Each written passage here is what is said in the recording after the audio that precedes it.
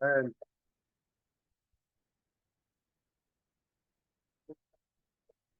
it's Jesus Panginoon, your people, araw-araw na nagkakaroon. How great you are, Lord God, in anak ko kayo ng kailangan sa araw-araw.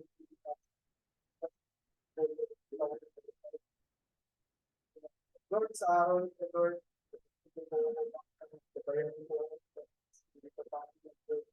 Jesus' name. Tumitigil po ako, Panginoon, at ang magbigay ng mensahe na ayos ng bigay para sa church lang noon.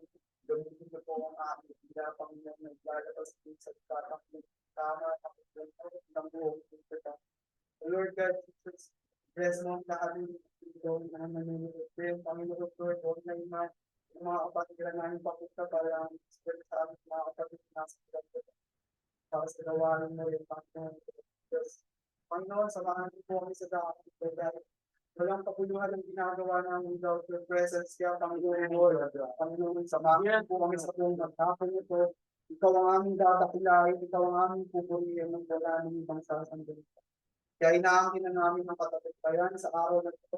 nakapangyarihan kong pangalang Jesus Christ. Maaaring na kami makakapag first time ko. Iba, actually, iba talaga yung pakiramdam pala pag sa school, nakapag-report naman sa school. Iba yung ano eh, iba yung record kasi siyempre, word of God yung isi-share mo hindi yung, kumbaga sa school, pag reporting, ayos lang.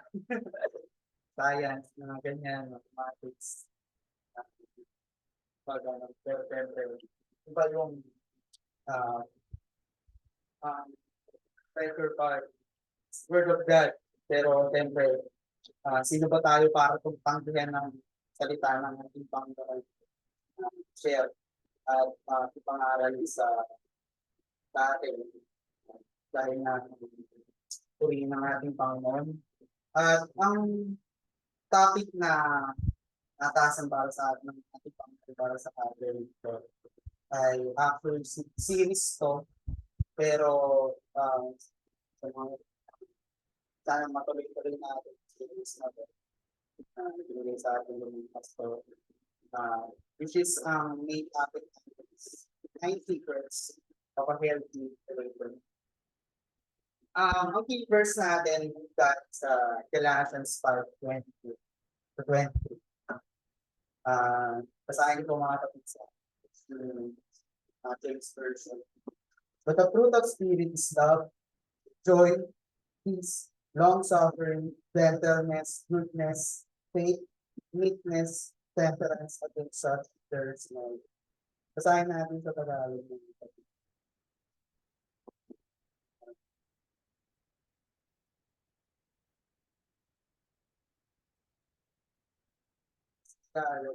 Subalit ang bunga ng Espiritu ay pag-ibig, kagalakan, kapayapaan, pagtitiyaga, kabaitan, kabutihan, katapatan, ay nangyunan, at pagtitigil sa sarili. Walang batas laban sa mga. At yun mga God, yun ang pinaka-first natin for our topic. According wala. Pag narinig niyo ba ang salitang health, ano ko munang pumapasok sa isip? Siguro, unang yung sasabihin, siyempre, magkakaintindihan ng dalawa sa isang relasyon.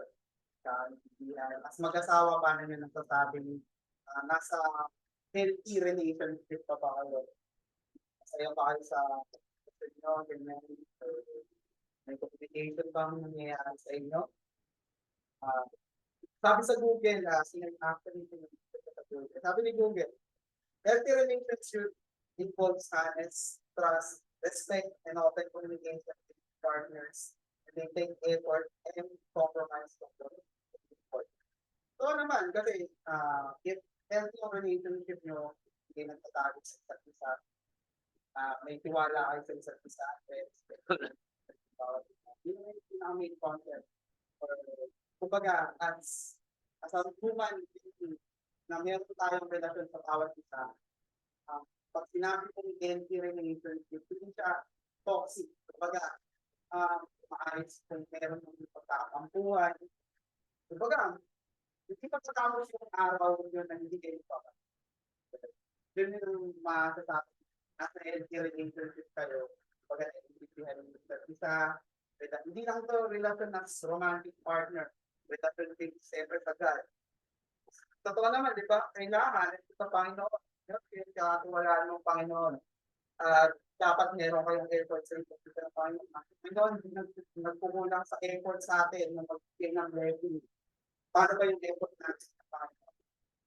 Kaya, dito papasok yung 9 relationship. Bale, overview to, bago natin sa sabi nga, ulitin ko ulit yung sa Galata. But the fruit of spirit is love, joy, peace, long-suffering, gentleness, goodness, faith, meekness, and temperance. And actually, dun iikot, ano ba yung 9 secrets ng healthy relationship. Kumbaga, depends sa overview. Pag may pagmamahal ka, matik yan, isang factor ng isang relationship. Hindi mo naman pwedeng sabihin, okay yung relasyon nyo, hindi mo mahal yung isang type. Masasabi mo ba, nasa maayos kayong relasyon, kung hindi masaya pa kayo, siyempre. Kaya doon ikot ang next relationship sa fruit of the spirit. Kung iintindihin nga natin, sabi nga dito, si Paul na naman sabi niya sa Galatia. Kumbaga, as a Christian, ang fruit of the spirit ay dapat or ma-develop. As a Christian, pag hindi na-develop or hindi nakikita may nag-grow sa'yo as one of the fruits na yun, pwedeng sinasabing may mali sa faith mo. Pwedeng may mali sa faith mo kasi sa fruit of the spirit, ay yung bunga, yung sa faith mo ba, natatapos na lang ba yan sa sabihin natin, every time nag-worship tayo, we feel the presence of the Lord. Sabi nga, one of the major evidence of receiving the Holy Ghost is speaking of tongues. Amen? Isa doon ng marami tayo na experience. Lahat dito siguro alas na experience natin. Amen. Our God is alive. Kaya dapat nararamdaman natin yung protection ng Panginoon. Kaya maraming salamat sa Panginoon dahil patuloy natin nararamdaman yung protection. Pero doon lang ba matatapos ang pagka-receive mo ng spirit? Siyempre, kailangan mo mga kapatid. Sabi nga, kung meron tayong faith, sino ang naniniwala dito na you are being saved because Jesus sacrificed himself? Mga kapatid. Naniniwala ba tayo ng mga kapatid? Siyempre, Jesus sacrificed himself para makakita tayo. Sa God, na bumaba sa lupa, binigay ang sarili niya, binaba niya ang pinaka-mababa, mas mababa pa sa ating kung nagwe-welcome lang namin yung brother. Minsan, mapapaisip tayo, sa Christian, bakit? Kung sino pa yung mahirap, siya pa yung, or sino pa yung Christian, siya pa yung mahirap. Pero, tingnan natin, yung naman yung God, sinacrifice niya yung sarili niya. So, as a Christian, para ma-develop natin yung fruit of the Spirit na yun, we need to sacrifice something extra. Kasi, nasa laman tayo. So, hindi naman natin, or natin,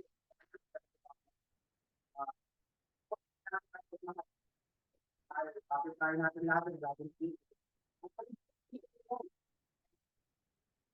Pag-ising sa umaga, meron hindi ka makulang ng pero kailangan sacrifice yung sarili mo na kailangan mong mahalin yung tao mo dahil mo. Saka dapat mahalin. Sa Christian, kailangan natin. So, basically, as a Christian, kailangan natin mag-sacrifice din ng sarili natin upang ma-develop ang fruit of the Spirit. Kagaya yung ginagawa natin ng mga kapatid.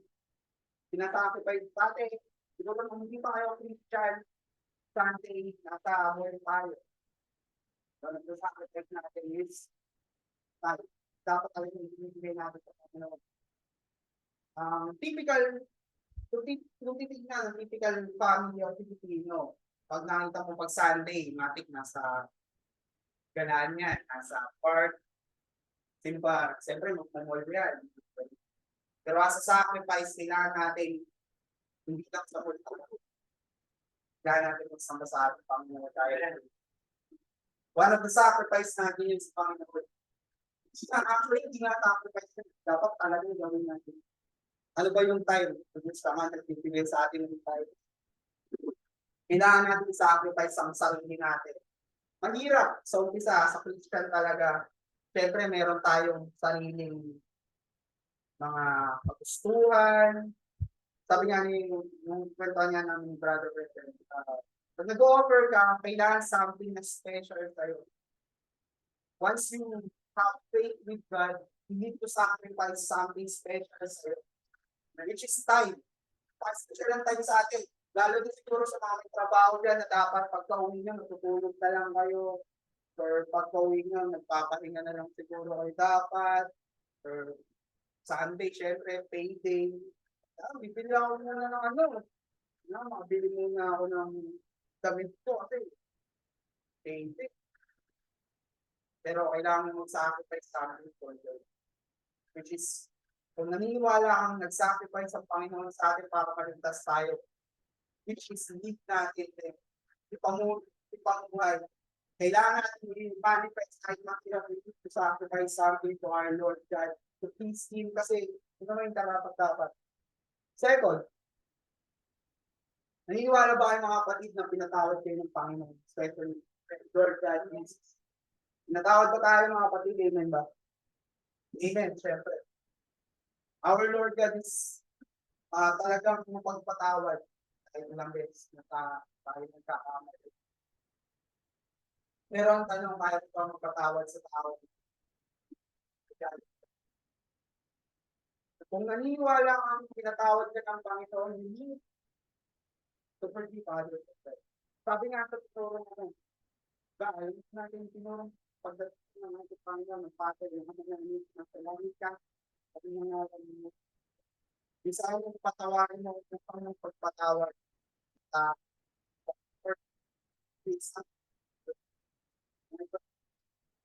yung to forgive others. Hindi mo pwedeng sabihin na, hindi mo pwedeng ito, or, i-claim mo na pinatawad ka ng Panginoon, pero kaya mo bang patawarin yung taong nagkamali sa'yo? Di ba parang sakit, di ba? Lalo na pag yung tao na yun, masakit yung ginawa sa'yo. Kumbaga, parang hirap patawarin. Lalo na siguro, na ako sa'yo, or lalo na sinaktan ka talaga, o si Brother Carlo, mo experience ka. Tawag ng si Brother Carlo. Siyempre, di ba, ang hirap. Kasi challenge sa Christian, sabi niya, kailangan natin magpatawad. Kasi once, essence ng love yun. One of the fruit of the Spirit yun. Kailangan natin magpatawad kahit sobrang lala ng ginawa sa iyo. As a Christian, kasi naniniwala tayong pinatawad tayo ng Panginoon, kaya dapat tayo magpatawad sa Panginoon. Amen ba mga kapatid? Pero alam natin, yung sarili natin, nasa flesh tayo, pakirap gawin yun mga kapatid. Hindi tayo magpapalit. Minsan meron tayong time na nagkakamali sa atin yung iba. Siyempre, nagkakamali din tayo. Kaya parang hirap magpatawad. Lalo na kung yung ginawa sa'yo talagang below the belt na. Sabihin natin, below the belt na parang hirap patawarin, di ba mga kapatid? Na, siyempre, makikita ko siya, parang okay lang sa kanyang ginawa ko sa'yo. May lang sa story. Siyempre, pataasan na ng kaya mas galing pa sa'yo. Isipin na, minsan, sabihin na natin, may kasalanan tayo sa kanya, pero mas maganda yung kasalanan niya sa atin. Pero makikita ko sa kanya, parang wala lang yun. Parang, pero kaya mo bang patawarin? Panginoon niya, pinatawad tayo. Patawarin. Sa Christian, kaya even pa mga kapatid, nagtiwala pa ang pinatawad niya ng Panginoon. Kaya mamuhay tayo na kaya natin magpatawad. Kahit tayo magbalik sa kaya natin magpatawad. Kaya pagdating natin, kailangan natin i-develop yung na tipong pakita sa kanila sa pagpatawad. Kailangan mo magpatawad. Kasi ninyo, sasabi mo Panginoon. Kasi naniniwala ko sa Panginoon. Hindi tayo naniniwala sa Panginoon. Or pwede po magsabihin ganun kung hindi ka Christian. Naiintindihan mo pa, pero sa Christian, mahirap sabihin na, or hindi po pwede sabihin na hindi ka magpapatawad. Sa Christian, it is not an option for us sa past. Kailangan mo-develop sa atin, kahit nang hirap, kailangan natin paano we need to forgive others, kahit sobrang hirap o sobrang sakit.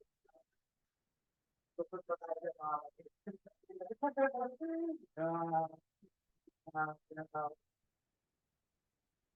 Okay, so third, siyempre, nagpunta tayo sa God, so ano created us.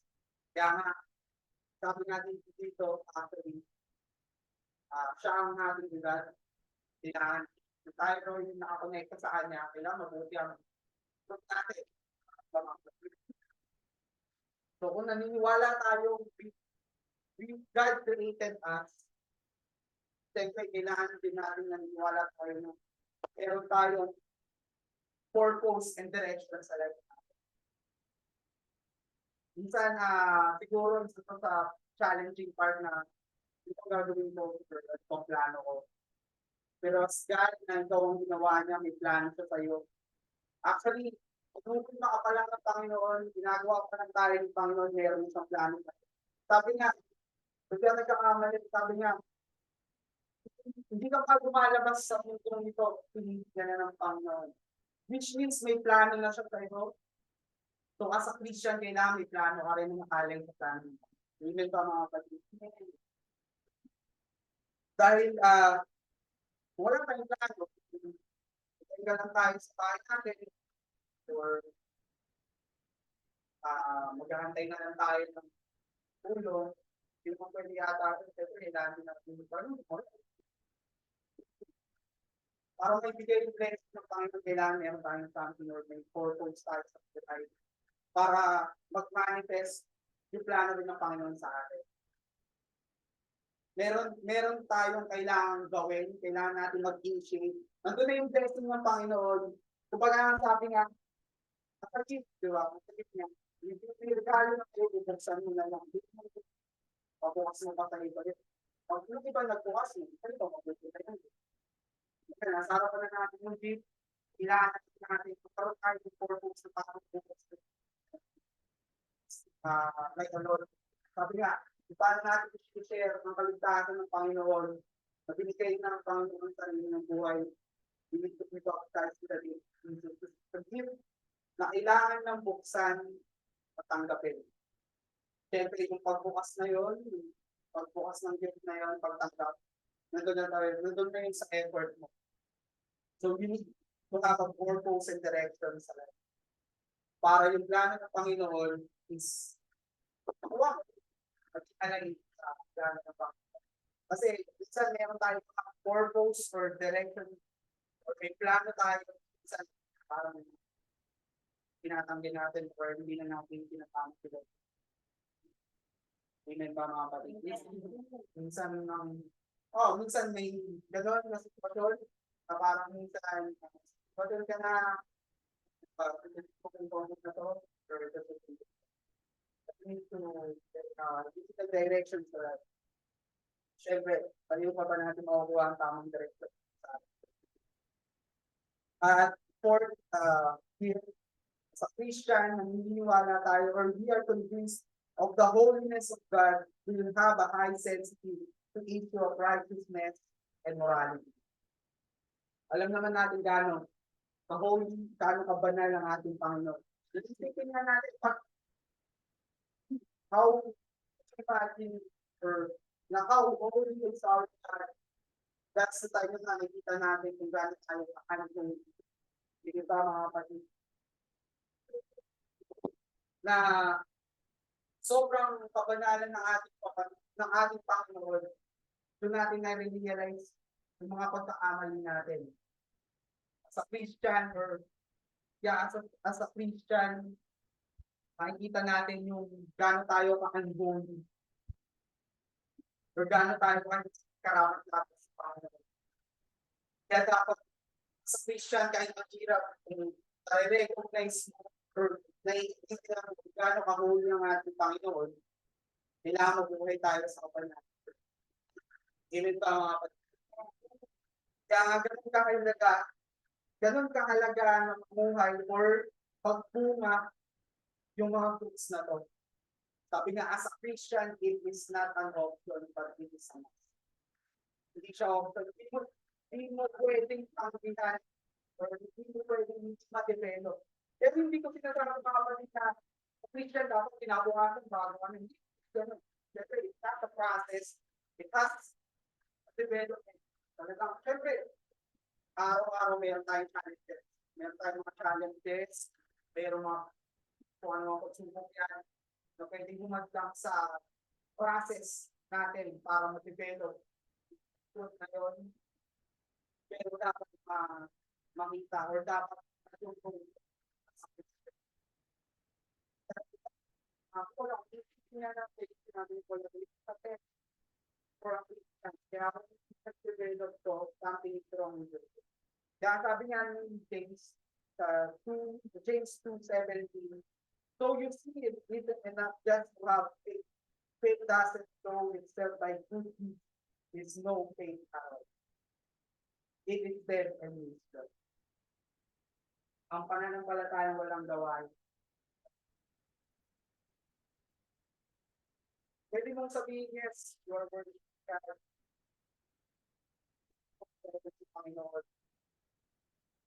Every time you are praying to the Lord, mapupustos ka ng fantasy. Ito after that, ito pang ginagawa natin. Paano pa it's challenging, siyempre. Sabi nga natin, hindi natin tayo, pero it must develop something dapat na mag-work.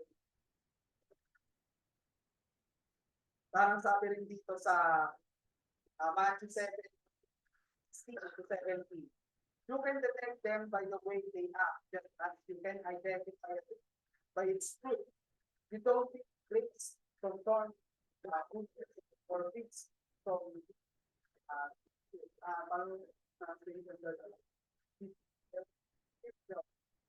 healthy tree produces good fruit, and an unhealthy tree produces a bad fruit. So, as a Christian, paano ba na-discover or ano na bang na-develop natin ito? Bad fruit ba or good fruit? Tayo mismo sa sarili natin, ma-identify natin kung mabuting bunga ba yung pagagawa natin or hindi na magandang, or kung magandang bunga ba or hindi na magandang bunga. Kasi syempre binigyan tayo ng knowledge ng Panginoon.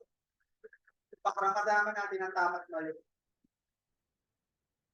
Kaya nga sabi, kailangan kong malaman kung tama or kung mabuti pa bang bunga ang nilalabas natin. Kasi nga, the end, pag hindi nagbubunga ng maganda or faithfully, walang magandang bunga, there's something wrong with her. Kasi nga, kumbaga, pero syempre ang pagbubunga ng kailangan talaga natin ng Holy Ghost. Hindi natin kayang gawin lang tayo lang sa sarili natin na magbunga ng maganda. Kasi nga sabi nga, we are born to see. Ano tayo? Nature natin ang makasalanan. Kung flesh lang natin ang ating paniralan, hindi tayo, or hindi natin tayo magbunga ng tama, or hindi natin kakayanin na bunga ng spirit na to. Pero mayroong mga nawawala or may kulang. Pero without Holy Ghost, without the help of our Lord God Jesus, impossible natin magawa ito. Hindi natin pwedeng ma-bear ang fruit na to. Kasi nga sabi nga sa Galatians 5:19-21, when you follow the desire of your sinful nature, your lives will produce evil results. Sexual immorality, impure thoughts, eagerness for lustful pleasure, idolatry, participation in the non-activity, hostility, burning, jealousy, outbursts of anger, selfish ambition, division, the feeling that everyone is wrong except those in your little group, envy, drunkenness, wild parties, and other kinds of sin. Kumbaga, pag kailangan natin ng pagkustuhan ng laman natin, puro kasalanan ng pakapagkustuhan natin. Kasi, unang-una, siyempre, pag yung gusto ng laman yung binigay mo, dito pa lang, ang init, ang gusto ng gusto. Pwede naman tayong pupunta ng goal. Dito pa lang, sisimula na yun. Diba, mga pagkustuhan nito?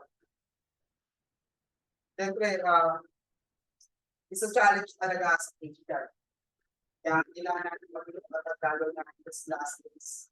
Talagang, parang sabi nga, maraming lalat. Pero kung nandito ka na ipakatagal mo na yung faith mo.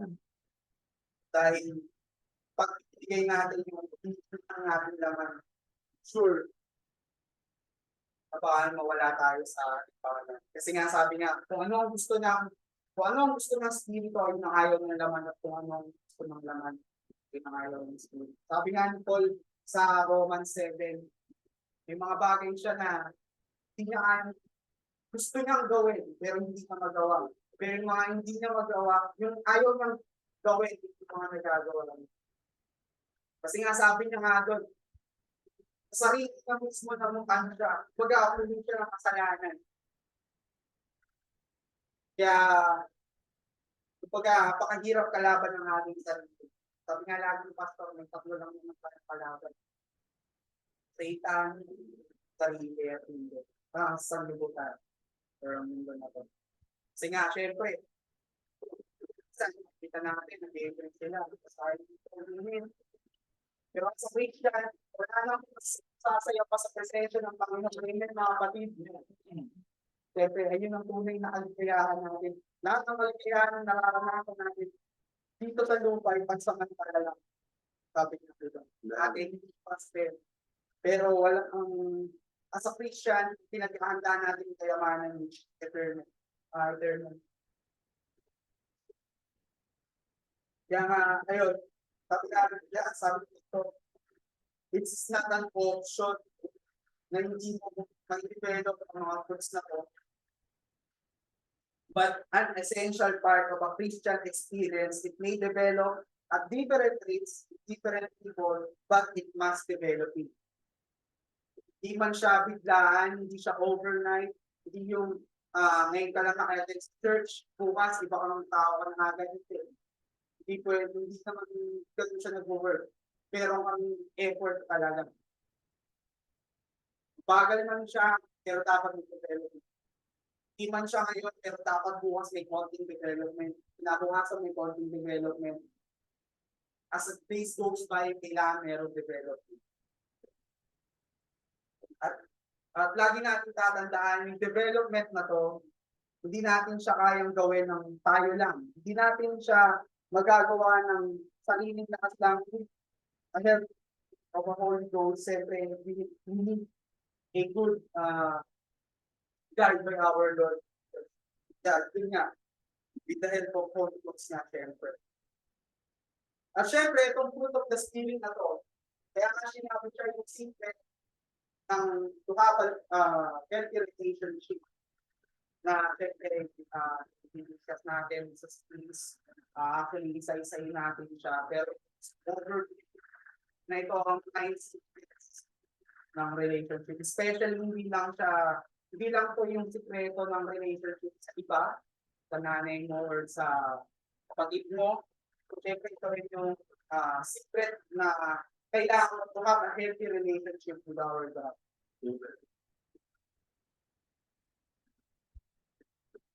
Yun, sabi nga dito, the fruit of the Spirit is produced spiritually, not naturally. Anong ibig sabihin nun?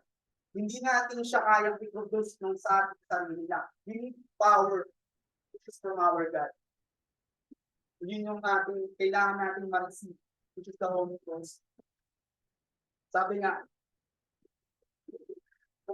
kung itong mga fruit na to, kailangan natin ma-develop, which is ito yung it takes from the root of our Lord God. So basically, yung mga fruit of the Spirit na to, ito ang mga characteristic ng ating Panginoon.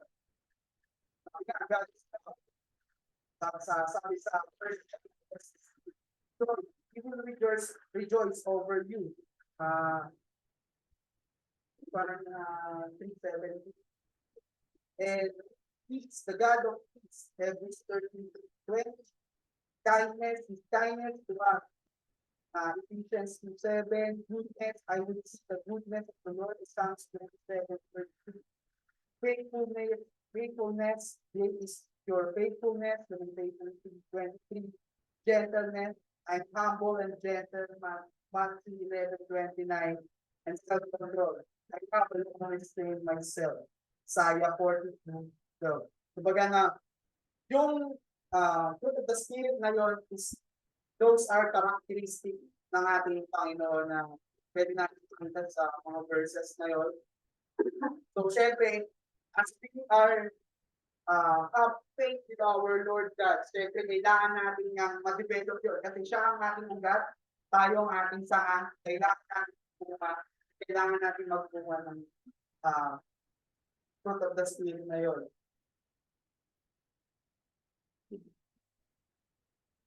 At syempre, to continue those to develop yun nga, lagi hindi natin siya kayang gawin. Imposible siya task without the power of the Holy Ghost. Kaya, desire natin na mag-seek ang Holy Ghost para ma-develop natin yung mga fruits na yun na makakatulong na magkaroon tayo ng healthy relation. Kasi ito nyo na lang.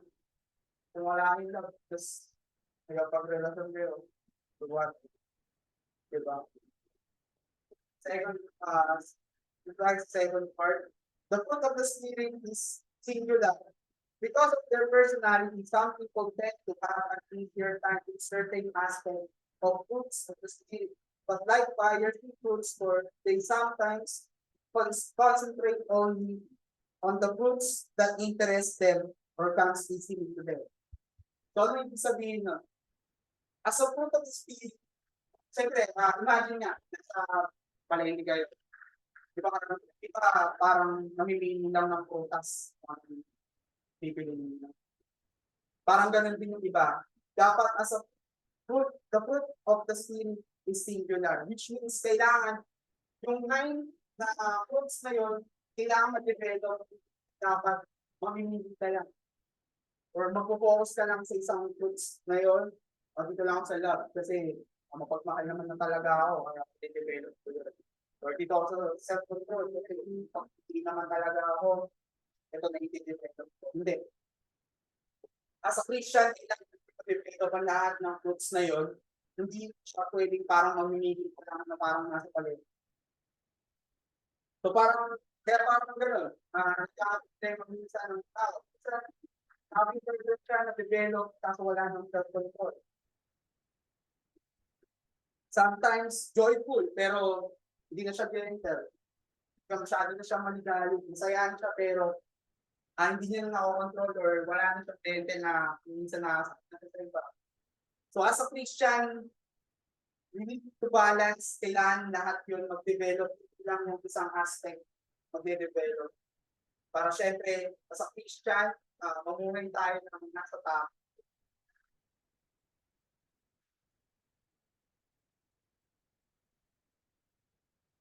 As sabi dito, number 3, aspect. It show my ministry, which shows my spiritual gifts are distinctive abilities to give and each believer when they receive the baptism of the Holy Ghost to be used to minister to others and build up the body of Christ. Some of these gifts are supernatural, created only under influence of God's Spirit, while others are natural ability enhanced by God's Spirit. Kumbaga, yung fruit of the Spirit mo, it shows how mature you are. Kung nade-develop ito nade-determine yung maturity mo as a Christian.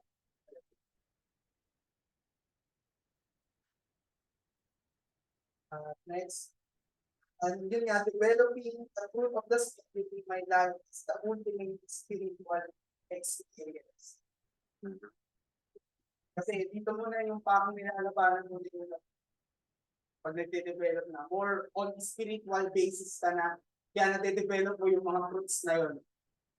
Sabi nga natin, pag pinahiran natin yung laman, malabo natin ma-develop yun. Kasi meron tayong pride, meron tayong lustful na katawan, meron tayong mga desire, meron tayong mga ibang nasa isip natin, mag-focus tayo sa mga ibang bagay na hindi dapat, kumbaga hindi dapat pag-focusan. Or, kumbaga, nalalayo na tayo sa gusto ng ating Panginoon dahil na binibigyan natin mas pansin is yung ating flesh. Baga, sobrang hirap kalaban ng ating Panginoon. Amen ba mga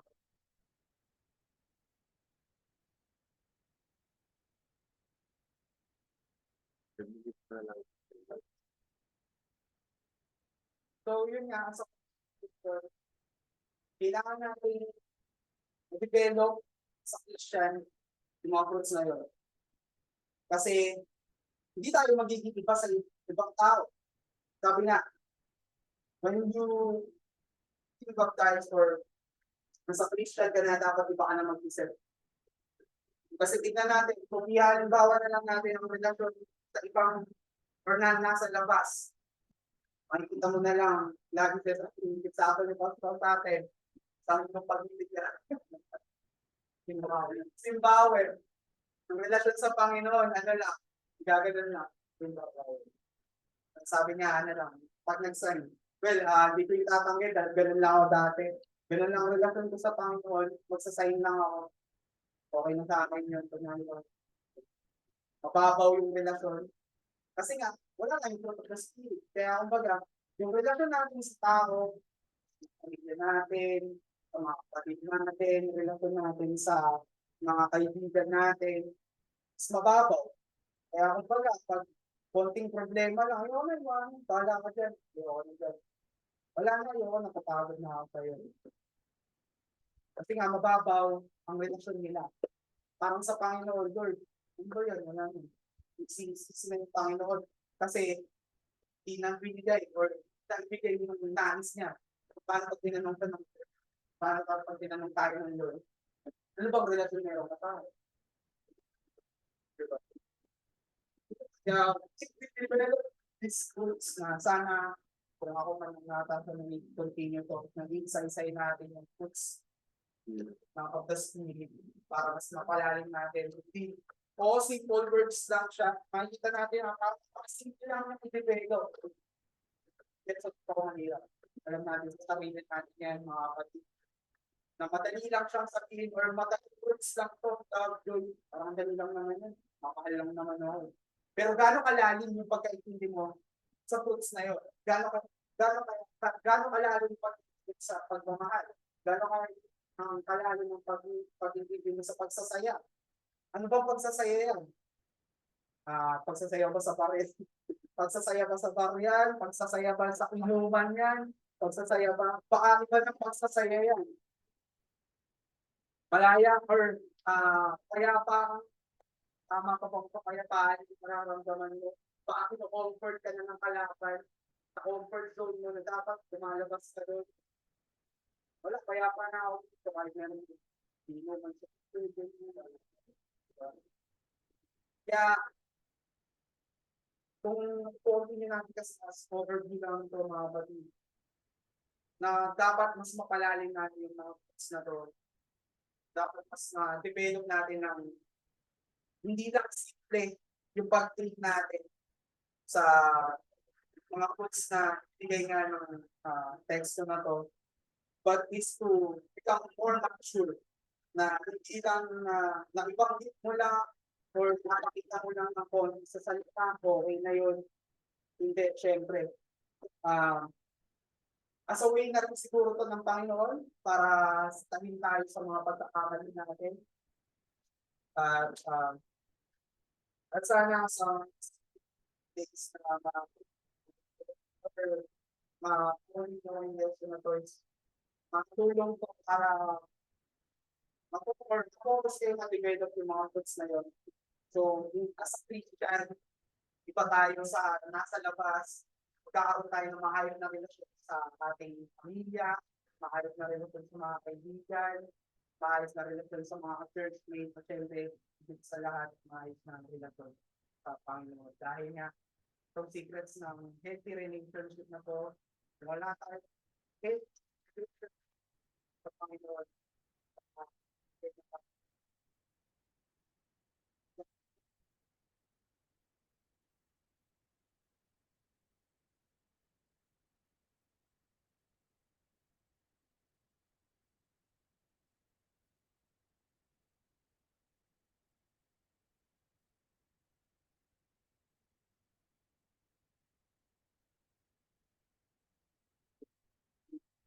palakpakan po natin ang ating Panginoon.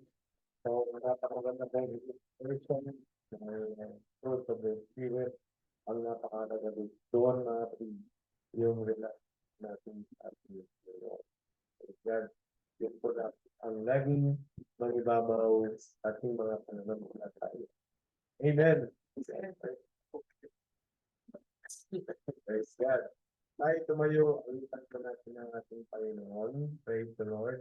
At alam ko po, mga kapatid, hallelujah, sa bawat isa sa ating minsan, meron po tayong naranasan, mga kapatid, na kagaya po niyan, praise the Lord, may mga nanginina, pero ang alam ko po, mapapat po kayo, hallelujah, na nasa iglesia, o sa pagbabalik ng Panginoon, mapapat po kayo, mga kapatid, na may pananampalataya na hindi pong ginagawa, in exercise ng faith, pag dumating ang Panginoon, sigurado po ang kaligtas ng bawat isa. Amen. Praise the Lord. Hallelujah. Praise God. Praise the Lord. Awitin natin ang yes, Jesus loves you.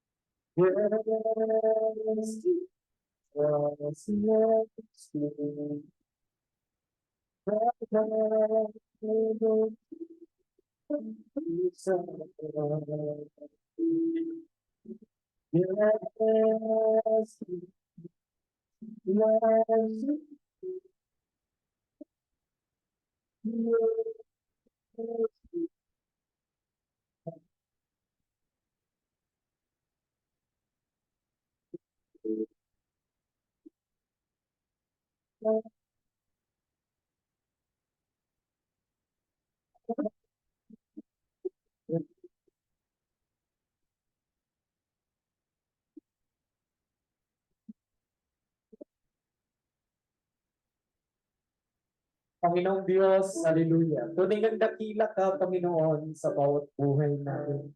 Patuloy kang nagbibigay ng kalakasan naman. Patuloy ka, Diyos, hallelujah, na gumagawad sa amin, Panginoon, ng pananampalataya. Na sapat at kinakailangan namin sa araw-araw namin na pakikipagbaka, Panginoon, sa aming pananampalataya at kami naglilingkod sa iyo, God. Tunay nga, Panginoon, na hindi namin kayang gawin ang mga bagay na ito kung wala ang iyong gabay. Walang Panginoon, hallelujah, ang karunungan at kaunawaan mula sa iyong banal na Espiritu, Panginoon. Lord, narito, Diyos, ang mga alay ng iyong mga anak, Panginoon. Ibinibigay ng buong puso. Binibigay, Panginoon, hallelujah, benevolently, Panginoon. Hallelujah. Nagawang kusak, Panginoong Diyos, hallelujah, ng pananampalataya ang tumulak sa amin upang magbigay sa iyo ng pinakamainam na alay. Yung pinakamainam na gaan, hallelujah, na sakripisyo. Upang ikaw ay aming mapaluguran, ikaw ay aming mapupulihan, Panginoong Diyos, hallelujah. Panginoon, ito ay dahil lamang sa iyong pag-ibig, kaya Panginoon, nagagawa namin ang mga bagay na ito. Dahil lamang ito sa iyong biyaya, Panginoon, hallelujah. Maraming salamat muli, Panginoon, dahil sa pagpapala nito na tinatanggap ng bawat isa na naririto, Panginoon, Pinupuno niyo po ang aming tahanan. Pinupuno niyo po, Panginoon, ang aming buhay ng pagpapahalaga. Ito ay ang pinibos na sinasampalatayanan, Panginoon. Hallelujah. Salamat sa Diyos sa lahat ng pagtugon. Para mag-ispeto ng aming buhay. Hallelujah. Nagalingan man, Panginoon, kalakasan. Salamat, Panginoon. Lord, aming tinatanggap ang seguridad. Aming sinasampalatayanan, Panginoon, ng protection. We are safe, we are protected under your mighty hand, under your mighty wings, and under your divine presence, Panginoon. Hallelujah. Huringin ka ang pasalamatan sa lahat ng bagay na ito sa pagkakaroon, Panginoon, sa pakikinig ng iyong salita. At binusog po kami muli, Panginoon. Bless Brother Tatay at sa kanyang family, Panginoon, that you will save us, Panginoon. You will save them, Lord God. Lord, maraming salamat muli ka ang aming tinatakot. Itinayin mo, Jesus. Amen.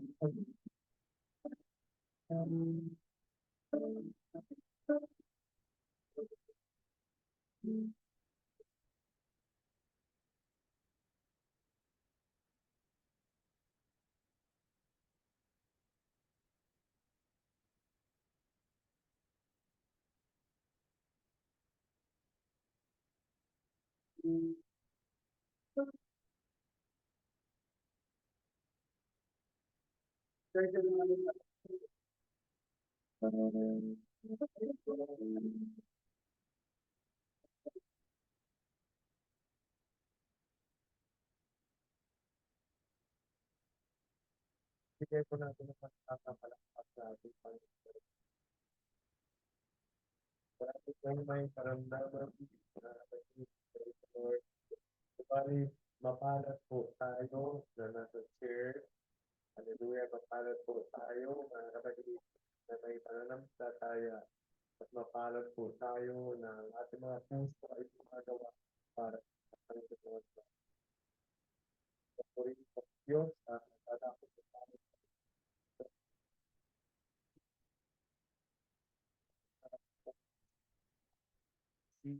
sa ating decision. Kaya na po mga kapatid, dahil po ang iba ay nasa iba to chair. At hindi naman po natin pwede kapalitan. Bible doon ay Bible doon din. Amen. Praise God. Hallelujah. Kaya bigay po natin ang the best. Okay. Salamat.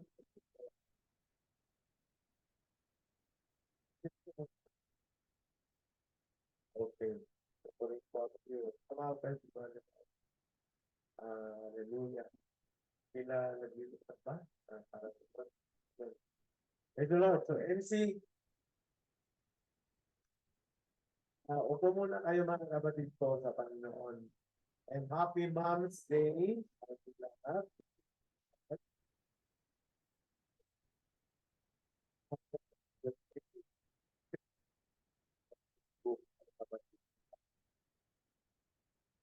The Lord.